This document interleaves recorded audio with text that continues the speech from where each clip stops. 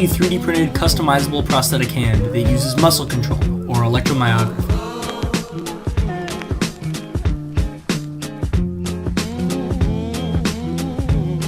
Take a look. Stephen Hawes hacked his cap just to display a live feed of graduation tweets.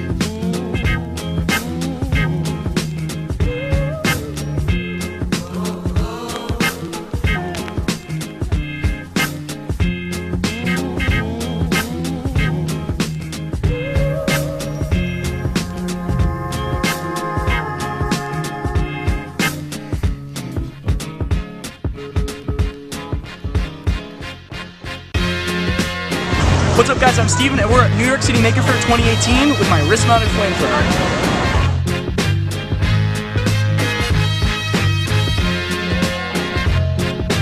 Rosie is based on Rosie the Riveter.